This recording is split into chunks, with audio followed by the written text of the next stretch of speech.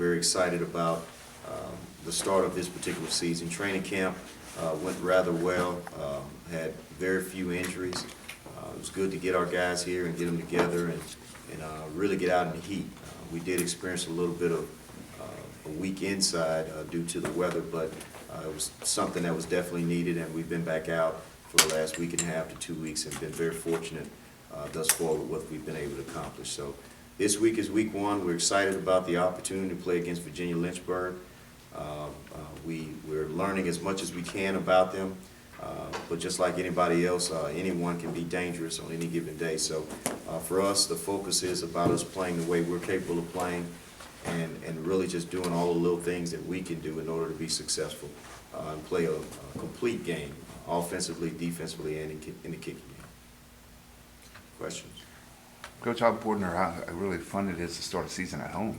Well, it is good, and it's always fun. You know, anytime you get an opportunity to open up a season at home, you don't have to worry about traveling, buses, things of that nature. So it's a good time to strike while excitement is hot here, and and it's going to be an exciting time. We're looking forward to it, especially when you've been hitting each other for the last 3 weeks or so. It's good to hit someone else for a change. Following the championship game till right now, what's been the primary focus of your football program? The primary focus for us has been how we go about doing our business. If you look at our season last year, we were very successful, but we were kind of up and down in the way we played. And I think that has a lot to do with the intensity level in which we practice.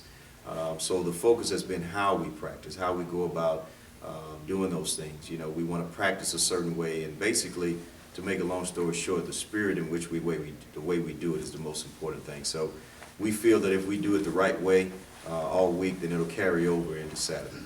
Is this a good way to start the season, like against a team like this? You obviously on paper you're supposed to win, but I'm guessing you're more in tune with how you play against a team like this, play up to your potential instead of maybe going through the motions per se. Absolutely. That's the most important thing for us any week we play is how we play.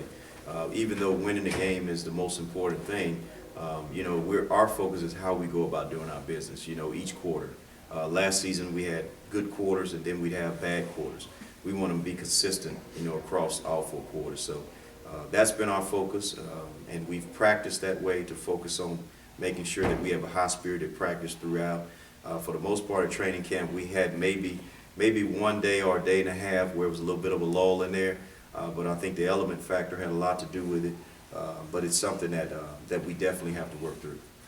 You've been in that position before where you don't get tape to look at, to scout a guys, and it really hadn't hindered you a whole lot. So what's your prep with you being in that canoe? Well, our offensive and defensive staffs have done a good job. We do have some tape, but you never know what you're going to get, in week one, regardless of the film that you get. So they're doing an extremely great job of piecing things together and trying to figure out, what our opponent is actually going to do. That's pretty much an advantage for both sides because, they don't know us either, So for us, it's always a cat and mouse game, the first game of the year, because there's not much on film and you don't know what people are doing, and they can change a lot.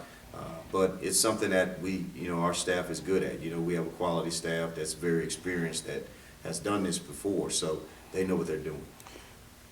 What position offensively and defensively do you feel that's been the highlight of this fall camp? Well, I'll tell you, it's kind of bounced around from time to time. Of course, I think our receivers are probably as strong as you'll see.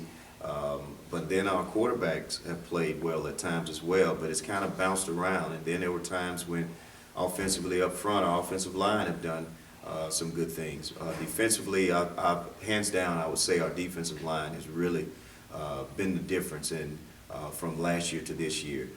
But I think we're playing with a lot more consistency in the secondary, really knowing what to do. And then at linebacker, we've kind of had an opportunity to play some younger guys which has given us a chance to really create a little bit of depth. So we've got everybody back and we're healthy now, and for us it's just the focus of trying to put everybody out there and really get good quality reps with everyone. Coach, I know you told Sean Devontae was going to be the starter, but you fully plan on playing 2 quarterbacks in week 1. Do you kind of have a percentage on how much each one's going to play? No, we don't necessarily have a percentage, but we want to make sure we get the second guy in there. Early in the season, it's always good to play second quarterback, because you never want to go into a situation with a guy that's playing that hadn't taken any snaps. So for us, we plan to play two guys early, and depending on how well they play, we'll continue to play them. But Devontae's our guy. He's been playing extremely well. He gives us a little bit of a swagger when we go out there, and that's something that our team needs. What has he done in fall camp to kind of get himself to that point? Well, he's led our team. He's ran the offense effectively, thrown the football effectively, done what our offense coordinator, Coach Dooley, has asked him to do, as is the other guys too. I mean, Trevon Cherry and Charles Wright have done a great job also. But at this particular time, he's getting the nod, and he's probably doing things probably a little bit better. What'd you end up deciding with Chad? Chad will sit out the first game. He won't play this Saturday. He's been doing some other things all summer long, community service, and also doing some other punishment things, that we have asked him to do. So we'll probably finish that thing off with this Saturday, not allowing him to perform this weekend. But he will be with the team. He will continue to practice with the team because we don't want him to lose any reps, or so to speak, because we're going to need him in the future. But he's learned from his mistakes. He's a great young man. It's out of character for him, but he was in the wrong place at the wrong time. But he'll be back with us the following week. What went into your decision to give him the one game? Well, I think, sometimes, kids make mistakes, and I think we have to understand that they're 18 to 22 years of age. But also, they have a future, and we want to give them an opportunity to correct what they've done. So with that being said, he understands the magnitude of what he did. But at the end of the day, life goes on, and we have to make sure that a lesson is taught, but then secondly, that he does what he needs to do from here on out. And I think he's been doing that. He's been a model citizen since then. Coach, we always talk about in these press conferences the maturation level from freshman, sophomore, junior. How about you as a coach going into your junior year? That's awesome. Yeah. How have you matured from your freshman year? That's a great question. And I tell you, being a first-time head coach, I've definitely learned a lot. And I think this opportunity has made me a better coach, which is the reason why you coach, is to become a better coach. I think being a head football coach, I was named a head coach December of 13. I think I became a head coach November of 14. So, there's a lot of ups and downs and things that you go through and things that you encounter, but at the same time, all of it eventually makes you stronger and makes you better. So that's a great question, and I'm very, very pleased with my progress as a head football coach, as well as, our staff. Our staff has continued to grow and develop, and there's a lot of things that I turn my back on that I trust them with, and because these guys are head coaches as well, so we have a lot of great guys on staff, and and I think they're to be commended, so they make me look good, and they make our players look good, and our players make all of us look good. So it's an exciting time, and we just want to make sure that we continue to work the way that we've been working, and continue to put one foot in front of the other, and make sure Grambling is shining.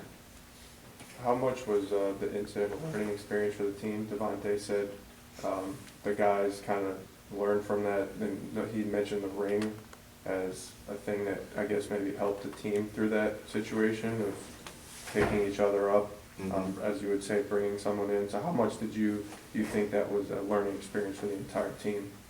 You talking about Chad's incident? I think it was huge, but I think what's good about it is we understand that each one of us can make mistakes, and the thing about the ring is it gives you an opportunity to bring guys back in, and guys learn from those mistakes. But then also what it does too is individually it holds each one of them accountable, because before they make a mistake now they think about everyone else.